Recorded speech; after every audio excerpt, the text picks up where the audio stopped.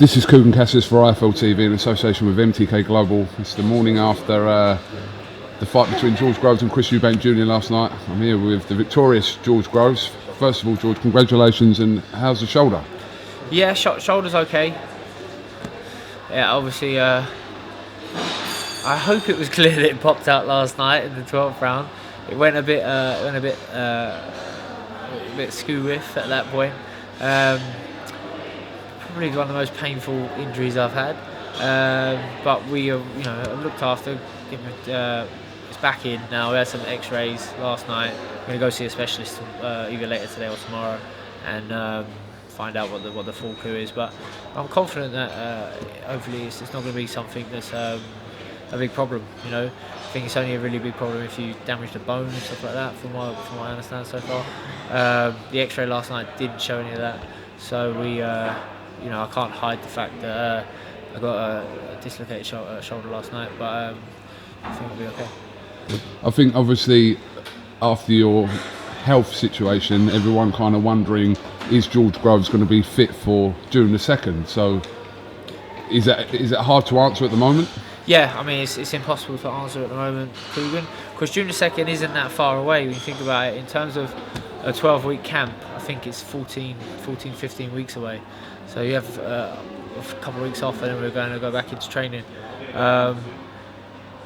We'll seek advice from the specialists, find out how long it's going to take before I can get back punching. Because obviously, if there's other stuff we can be getting on with, we will be.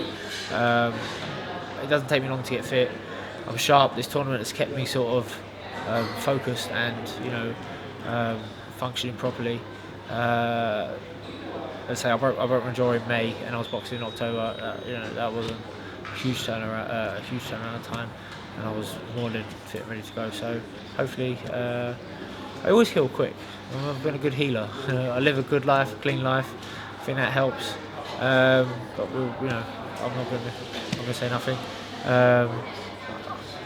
I'm the WBA champion. I'm the #1 seed. I've just been involved in a massive pay-per-view event for the World Boxing Super Series. I think it wouldn't be the same if I wasn't in the final. So if they have to move the dates for it, so be it. But obviously we've got the next semi-final this weekend. Something might happen to the winner of that. Who knows what's going to happen?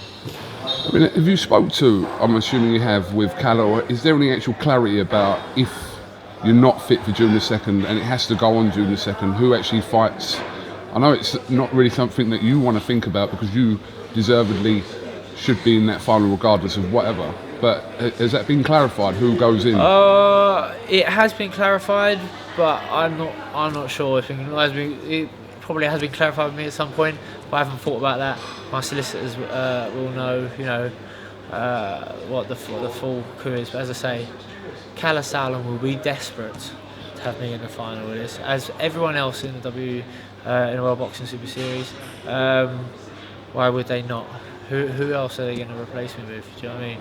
So yeah, we'll make it happen. Obviously, I'm going to be fully fit to box whenever that time comes round, but I don't think these dates were set in stone. Do you know what I mean? They've got a pencil down on a venue. We've got the whole summer, to get this over the line. They don't like delays because the Super 6 sort of dragged on a bit too long. I think I was always worried that this was going to be the case, but this is nothing like the Super 6 in terms of the excitement that's come in, and already the fights we've had. So we've got the next semi-final next weekend. That's going to be momentum, where people want to know who I'm fighting next, not who's going to make up a sub in the final. I guarantee you, I'll be in the final. Just can't guarantee the date yet. Certainly hope so, George.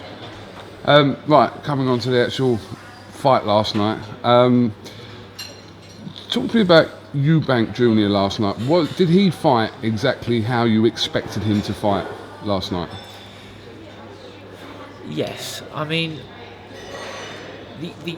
what might come across as arrogant, will be that I didn't believe he would be capable of fighting the way that he either believed he could or that he was trying to imply that he would be that he's going to, you know, just walk through me, let his hands go. Do you know what I mean? Because, as I say, other fighters have tried to do that before in the past and they've come unstuck. I think from the get-go, EUBANK was startled, shocked, couldn't deal with the speed and power of the left hand, the jab. I found a target for that almost instantly, and then I hurt him from the start as well with right hands that were sort of whistling back, not on the chin to start with, but you know, they were landing you know, everywhere else. So he felt the power. He knew he could dive into shots. The only real success he had was when I was backed up against the ropes. And I've got to be honest, like, I know I've moaned about referees before in the past, but I was very disappointed with the referee last night. I'm not sure why so many things were in EUBANK's favour. But yeah, as in terms of EUBANK, he fought the way I thought he was going to fight. And when people talk about what a fantastic engine he's got, I'm sure he does, you know, and he definitely is a fit guy. To get through them 12 rounds, he's a fit guy, but it's a totally different kettle of fish when you're in there with a bigger guy who hits you so hard and who's as physically strong as I am. So who was fresher at the end? I'm pretty sure it was me. You know, might have looked a bit ragged in that 12th round. That's probably because my shoulder was popped out. But other than that, he was one who was breathing. He has a great, calm and composed face, but there was no urgency from him. You know, when he's losing these rounds, I hope that his corner was telling him that. He must have known it. He must have felt it. But the reason he couldn't just keep marching in is because he was getting hurt continually. He's always in good, like, exciting fights. I think last night was an exciting fight, so fair play to him for that. Just want to pick up on a couple of things that Chris EUBANK said in the post-fight press conference last night. He said the cut from the early first or second round was caused by a headbutt by you. Wasn't a headbutt. I'm just repeating what he said. The referee called it as a clash of heads. I haven't watched the fight back, so it might have been a clash of heads, but EUBANK comes flying in head first, so there are going to be clash of heads. And all I can do is put myself in a safe position, which is tuck my chin down, and then hope that if we do clash heads, it's on the top of the head rather than across the eyebrow. Likewise, I've got a small cut that came at the end of the fight for a clash of heads. So it's boxing, it happens. It bled a lot, but it was a good few rounds before he even started dabbing at it. So I don't think it was obscuring his vision at all. His dad in the press conference was asked whether the result was fair, unanimous decision to you, and he immediately said yes, and he immediately implied that Junior thinks the same. Then Junior went on to say that without having watched the fight back, he felt that during the fight he had done enough in the later rounds to nick that fight, in the words of him last night. Now, he was saying this again by repeating that he hasn't, without him having not seen the fight again. Yeah. So, yeah, your thoughts on those comments? He's the only person I've heard say that. Don't get me wrong, like, there's a lot of people out there that probably hope EUBANK loses, but there's also an awful lot that will probably be hoping I lose. Boxing Monthly or someone ran an experts poll. I think out of 30, 20 of those people said that EUBANK was going to win. If he could have nicked it, we would have heard a lot more people saying that, oh, that was a close fight, this could have gone EUBANK's way. Truth of the matter is, minimum one, possibly two knockdowns weren't scored by the referee on the night. Certainly the second one, I hit him with a chopping left hand on his way in, and he ends up on all fours. If your glove touches the floor and you're hit on the way down, that's a knockdown. That's a 10-8 round minimum. And for some peculiar reason, the referee on the night decided to call it a no knockdown. The one before, I didn't see whether Junior's glove touched the floor, but I think his glove was on the it was the next best thing if it wasn't. So again, wasn't scored a knockdown. The referee was on my back the whole night for strange reasons. EUBANK was hitting me after the bell, and I was getting warned for it. EUBANK was hitting me after he was calling break. No one was ever moaning about that. So and even when I was working inside, I was getting stick for being told to hold. Like, if one arm's tied up and you're working with the other arm, that's a fair fight. That's how pro boxing works. I've been doing it long enough, I know that. So I felt I was fighting two guys in there at one point last night. I think the wider scorecard that one of the judges had was more fair. The 117 won something. I thought I won the fight clearly. You might give EUBANK 2-3 rounds. Maybe probably give him the last, the third, and maybe one in between. So give him 3 rounds out of 12. Other than that, I think it was a very convincing win for me. A lot of people draw into the fact last night that there wasn't a regarded trainer who EUBANK regards as a trainer, someone to listen to, advice in the corner. How much of a difference would that have made, or wouldn't it have made any difference at all in your opinion? Because a lot of people, now he was beaten last night, are making reference to the fact that there should have been someone in there, or Ronnie Davis should have been regarded in there as more. But would that have made a difference in your opinion?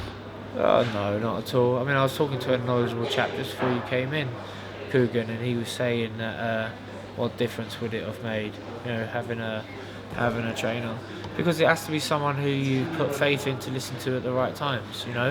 For example, Jimmy Tibbs, he's not my trainer. We never ever worked together in the gym, but Shane has a great relationship with him, and he's done my last 3 fights, and I think he's a fantastic addition to my corner on the night, because he's got a wealth of knowledge, doesn't for 1 second step on Shane's toes, but it's that reassurance that everyone's on the same page, and so I feel that I got 10 out of 10 out in terms of what's going on in my corner right now. Everyone plays their job, does it to a great to a great standard. Junior decided that he didn't need a trainer, whether he didn't want to share responsibility, or he has no confidence in someone, he thinks he can do it better himself, or he doesn't want to pay someone, or he doesn't want to upset Ronnie, or he doesn't want to upset his dad. I'm not sure, but I think he needs one. I think he should look now to take one on. And you see bits and pieces online where he's out in the Mayweather gym working with guys and stuff like that. So that'll probably be his best bet now. He's going to come under a lot of stick, because he really sort of sold himself for this fight, promised people that he was the next coming, and he wasn't. So if I was him, I'd sort of hang out in the States for a bit, lay low, try and rebuild, and just certainly make some changes. Did you feel hurt in there from EUBANK Jr. during that fight? No, I mean he was physically strong. I've got to watch the fight back, but I don't remember any shots that came through where I felt like the legs stiffened or he buzzed me at all. He's certainly heavy-handed enough that he wouldn't want to give away any free shots. He caught me with a couple of cuffing left hooks and stuff like that, but I think everything was answered really well last night as well. So anytime he had a tiny bit of what he might have perceived as success, I shut it down.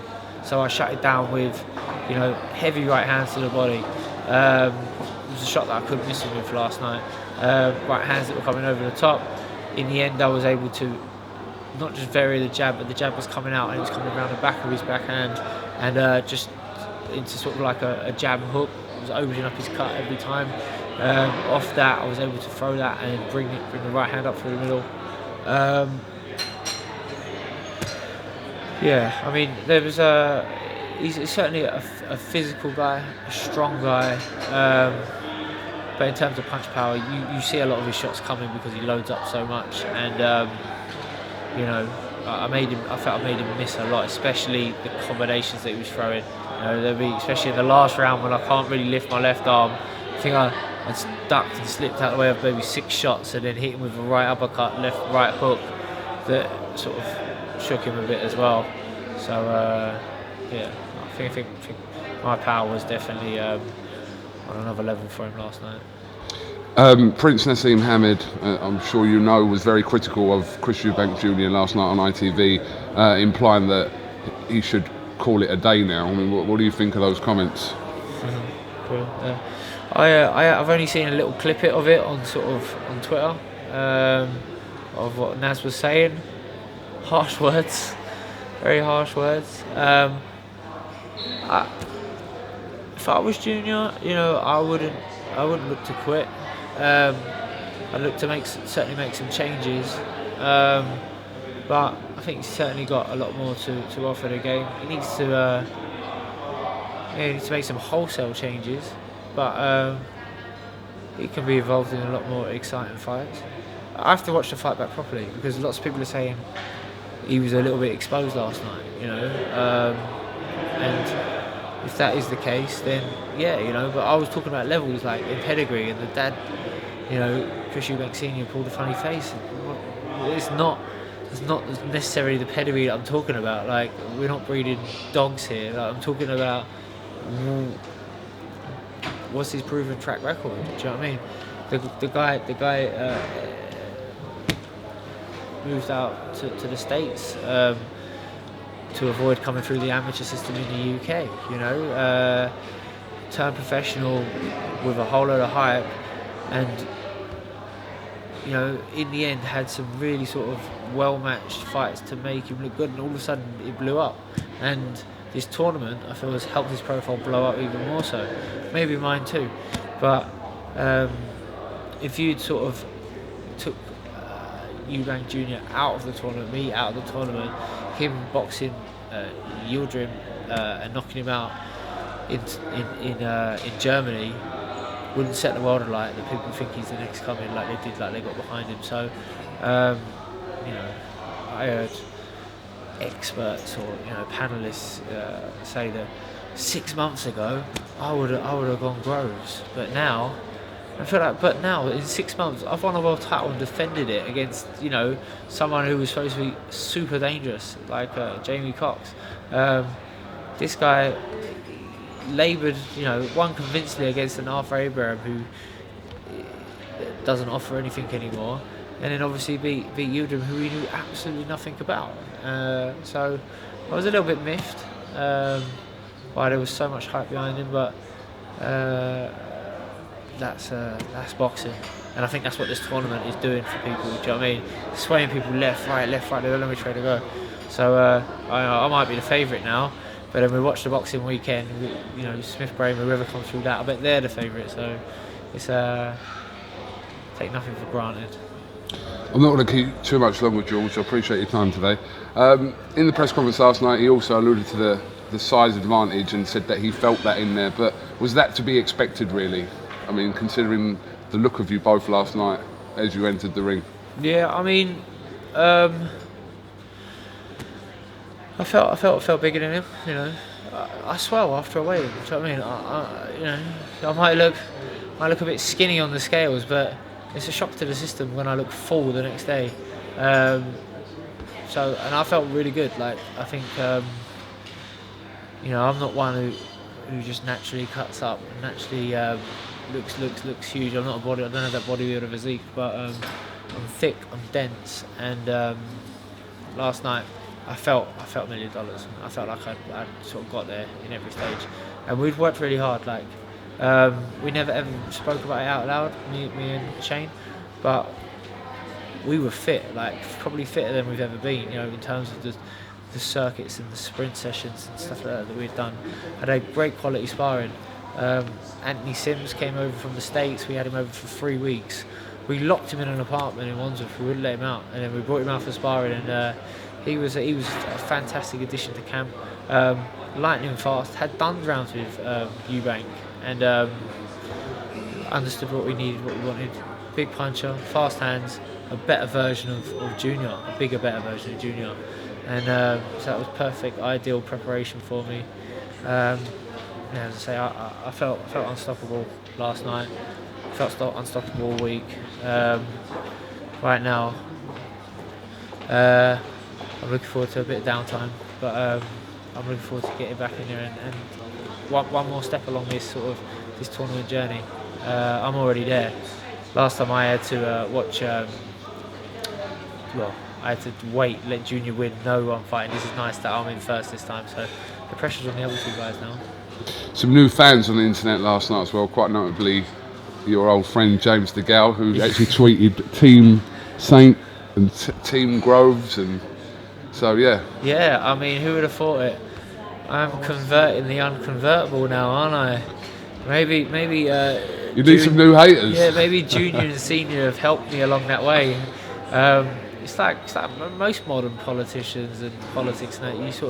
You vote for the one you hate least. So I think now I'm DeGale's G. Do you know what I mean? He said I'm his G. You know, I couldn't ask for a higher praise really after this. So I was a little bit dumbfounded. He was on Twitter a bit last night. I haven't been through his tweets, but my friend said he died. And Billy Joe Saunders, you know, obviously as well. We had it.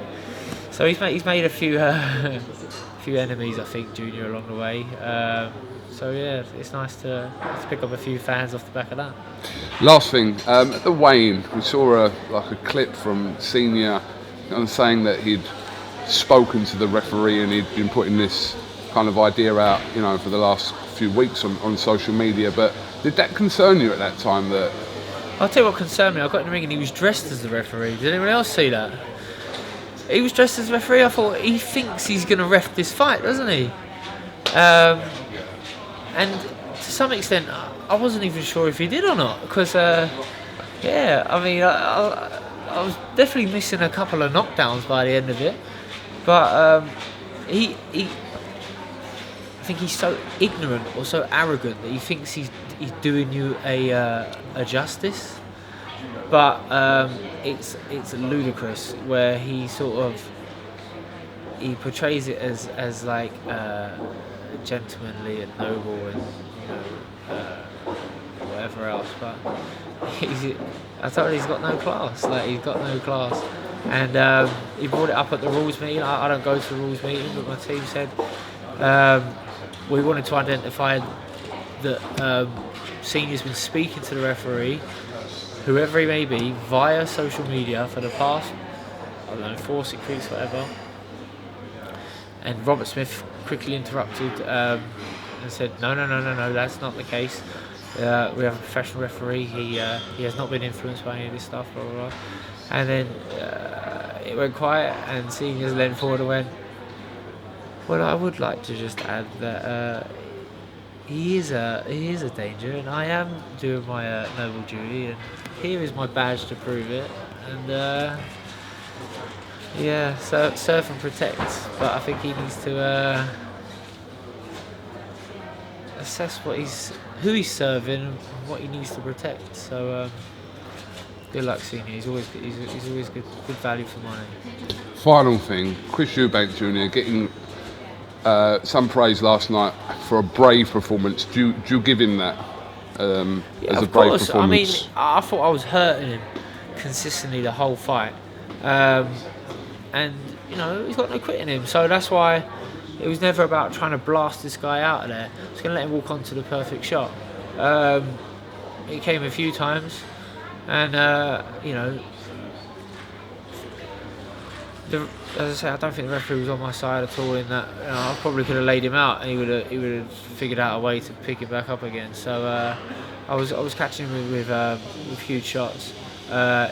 He was either going to walk onto one and not get back up, or we were going to get through there. But I think you know, many things sort of went in his favour last night. A freak accident. I've had however many pro fights, never hurt my shoulder.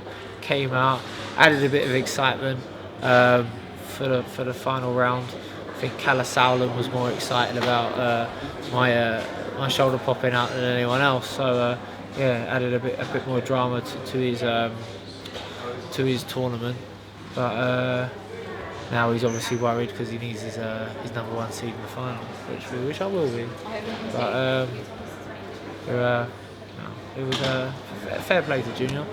It's nothing personal. Like that's what people probably won't really gauge, is that I've had these rivalries with people, but there was never ever a rivalry with Junior. Like he was just just a guy in the way. Do you know what I mean? He's a guy in the way, and you don't want to say that too often, too loud, because you do sound arrogant. But that's how you got to think. I'm not looking past any fights, but let him do his thing. Let him do his thing. He will have a fall from grace now. He will come under a lot of stick. He will have to assess his public relations, you know, because he decided to become this figure of, you know, success, self-made, but failed, and I sort of told everyone he would, and he has. So, you know, he would have learned a lot from this trip. Do you know what I mean? It's not all about the pantomime that you're putting out. Do you know what I mean? You don't need to be having pictures posing on cars with belts. You're not a glamour model. Do you know what I mean? You're a fighter. You should be in bed, mate. You should be. you're in bed. You should be in bed, mate. You should be resting up. Do you know what I mean? Resting up. Because you might say I'm the old boy and you're young and fresh, but I was a fresh one last night, wasn't I? All right, George, listen, very much appreciate your time. Congratulations again. Sincerely hope you are fit and ready for June the 2nd. So I will be, mate. I very much will be. I'm a fast healer, and I want this trophy. I want to win. I want to win this thing, and I will. So we'll be there. Don't worry. Next week in Nuremberg, we'll see what happens there with Callum. Coming Nuremberg? James is going to Nuremberg. James going to Nuremberg. It's nice there. Did you come last time? No.